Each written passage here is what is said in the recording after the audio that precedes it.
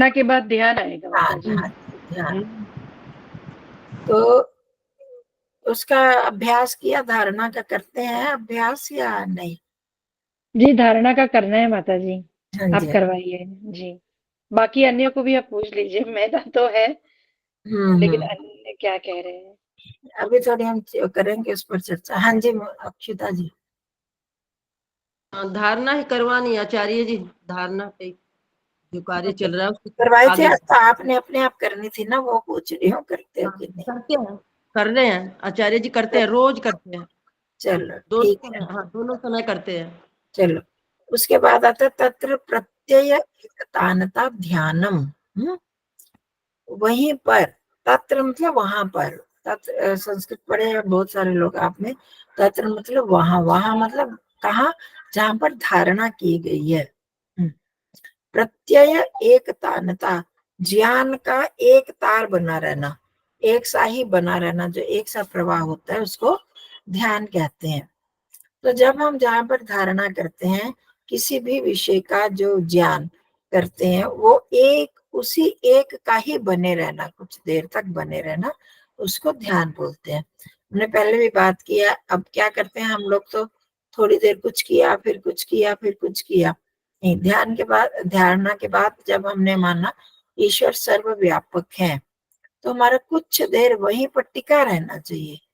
हमें, अब ईश्वर के बारे में हम सोच रहे हैं, अब सर्वव्यापक को छोड़ के हम सर्वज्ञ पे आ गए, फिर उसको छोड़ के न्यायकारी पर आ गए, फिर आनंद स्वरूप पर आ गए। तो ये ध्यान, हमें लगता है कि हम ईश्वर के बारे में सोच रहे हैं, होते हुए भी वो पूर्णतः वो ध्यान नहीं है। तो क्या कहते हैं, तस्मिन देशीय ध्येय आलम्बन, जो हमने ध्यान बनाया, ये है कि सिर्फ ईश्वर ही ध्येय, मतलब जिसका ध्यान किया जा रहा है।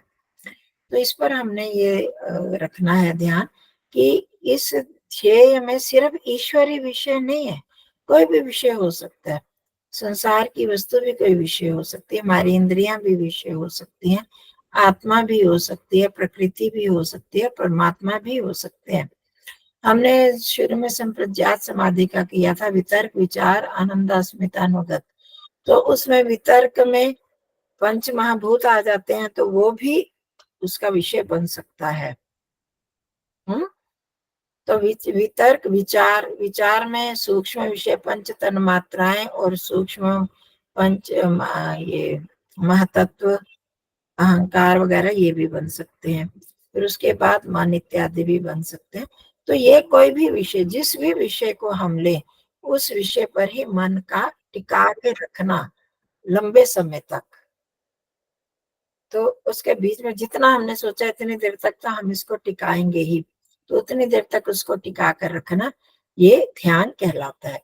बीच में जो हमारा ध्यान बदलता रहता है, उस पर हमें सावधान रहना है कि हम कितना उस पर कर पाते हैं।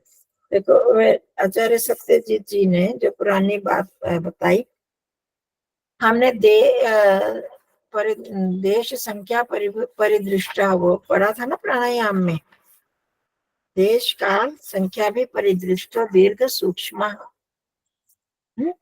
या देश काल संख्या भी परिदृष्टो दीर्घ सूक्ष्म। तो प्राणायाम, ये सारे प्राणायाम से संबंधित है।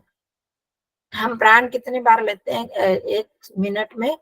प्राय 18 बार, नहीं तो 12 बार, 18 बार माना जाता है सामान्य रूप से। फिर किसी के काम बढ़ती होते हैं, पर औसतन जिसका एवरेज बोलते हैं 18 बार माना जाता है।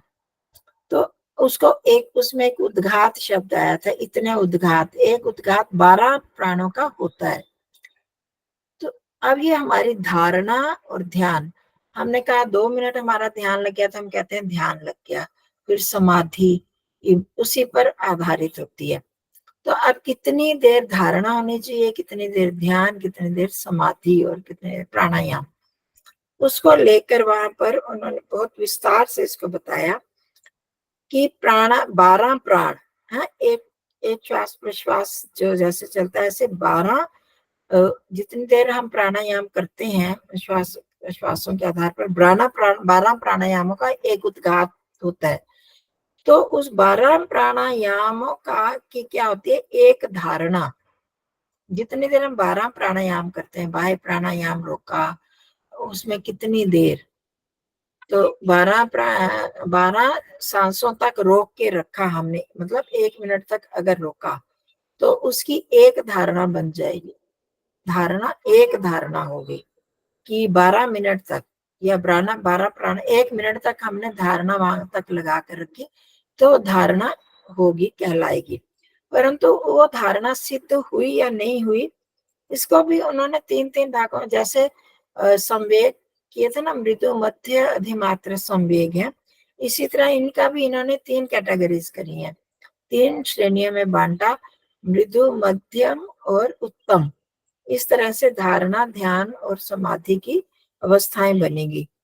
तो अब वो जो 12 धारणा, एक धारणा काल हो गया, क्या कैसे हो गया, 12 प्राणायाम अगर हमने करे, बाह्य प्राणायाम जैसे हमने किया था, अभ्यंतर प्राणायाम किए थे, तो मैं किसी भी एक प्राणायाम को ले लो, तो 12 प्राणायाम में जितना समय लगता है उतना समय एक धारणा का बनेगा। ठीक है, अगर हमारा प्राणायाम रुकता, प्राणायाम करते हुए किसी का आधा मिनट तक रोक सकते हैं हम, तो आधा मिनट मतलब 6 मिनट हो गया, 12 प्राणायाम 6 मिनट में हो गए ना। अभी हमारा अभ्यास नहीं है, आधा मिनट तक हम रोक सकते हैं प्राण को, तो उसमें 12 प्राणायाम कितने देर में होंगे, 6 मिनट में। तो एक धारणा बनी 6 मिनट की। ऐसी 12 धारणा जो होती है वो एक ध्यान काल होता है।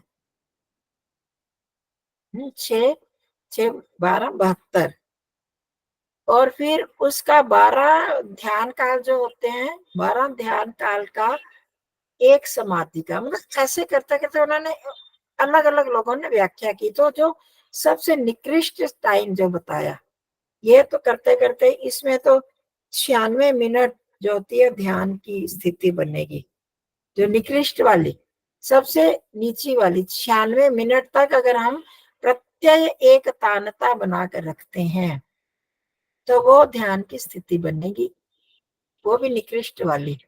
इससे डबल जो है वो मध्यम होगी, फिर उसमें 96 फिर जोड़ो, 96 गुना 3 करेंगे तो वो उत्तम वाली बनेगी ध्यान की। तो तब हम कहेंगे कि हमारा ध्यान स्थिर हुआ, और आगे ऐसे समाधि को करते, उसको अभी हम नहीं लेते।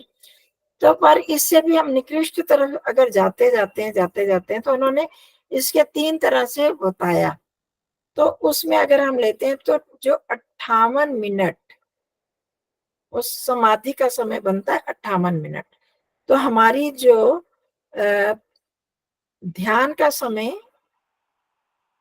हाँ, जो मिनिमम, जो सबसे निम्न स्तर का, जो यहाँ पर उन्होंने गणना की है, उसमें रहेगा, मैं पूरा विस्तार में नहीं बता रही, सबको कुछ समझ में नहीं आएगी।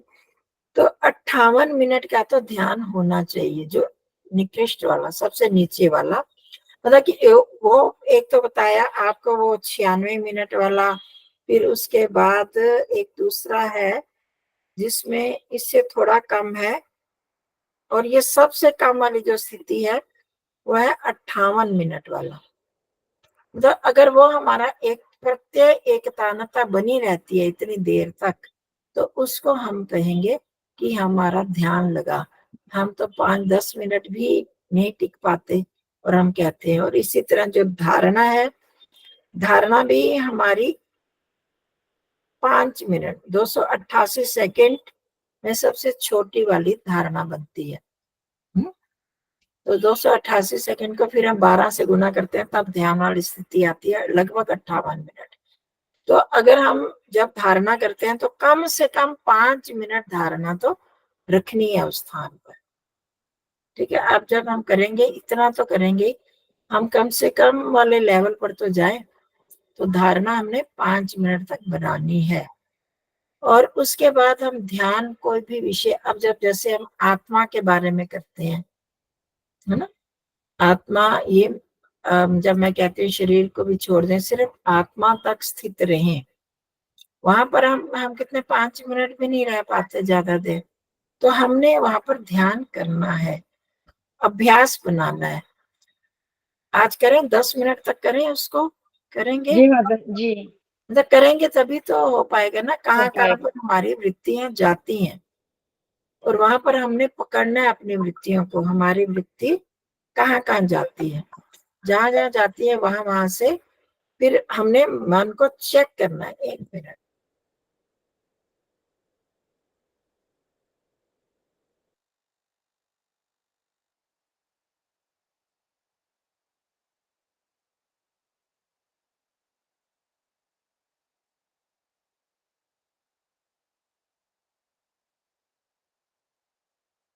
जी, तो ठीक है, हम ऐसे करेंगे।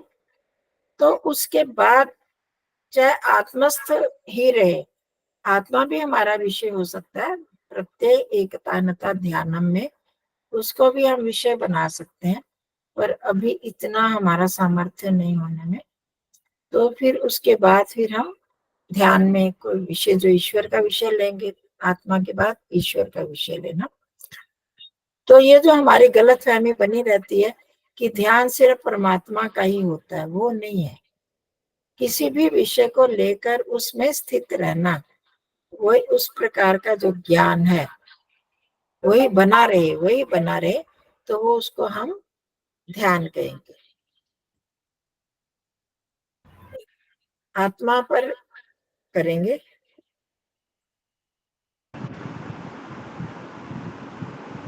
करते हैं फिर। समय तो हो गया। तो धारणा और ध्यान को हम अधिक अभ्यास करते हुए फिर ईश्वर की तरफ करेंगे। हाँ जी, सुभद्रा बहन जी, पूछना कुछ? हाँ जी, ये विषय क्या होता है? है? ये विषयक। ये मतलब जो जानने वाला, जिस हाँ विषय जी, को हमने रखा है, आत्मा को रखा, मन को रखा, बुद्धि को रखा, जो जानने योग्य विषय है, उससे संबंधित विषय, मतलब उस विषय से जुड़ा हुआ। जुड़ा हुआ, ठीक है। ठीक है, धन्यवाद, ये और धन्यवाद। ध्येय एक ही चीज है। जो अब वही बार बार ना 3-4 बार पढ़ा है तो समझ नहीं आ रही थी, मैंने कहा फिर कोई बात नहीं, पूछ लिया करो उससे। 1 मिनट आप तैयारी करो ध्यान की। मैं